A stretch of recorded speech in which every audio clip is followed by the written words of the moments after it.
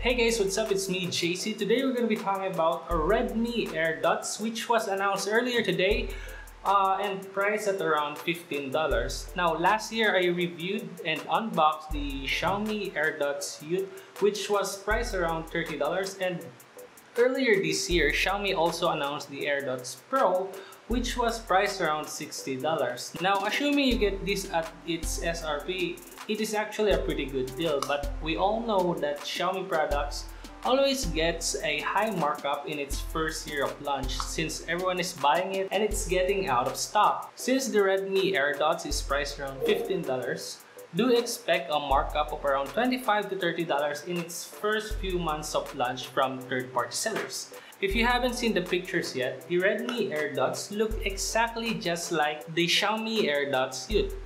But there's a catch. Last year I reviewed the AirDots Youth and my only complaint was it was white and it was pretty much dirt and stain magnet. Now when I first saw the pictures of the Redmi Airdots, my first assumption was it was a quick fix for the AirDots Youth, and maybe because the AirDots Pro didn't get too much traction, assuming because of the poor design it has. Also the reason why I did not get it, because it was, if you haven't seen it, it's ridiculously big. It's, I don't know.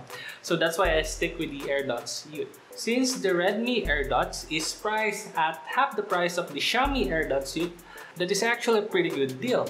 Assuming that the sound is the same as the AirDots Youth. Because at $15, I don't really expect that much, but with Xiaomi, they always surprise us. And we all know that I love the Xiaomi Airdots Youth. Now, I'll pass the question on to you guys. What do you think of the Redmi Airdots? And at $15, would you consider getting one? Let me know in the comment section below. And if you like this video, go ahead and like this one. If you dislike this video, you know what to do. And also, don't forget to subscribe.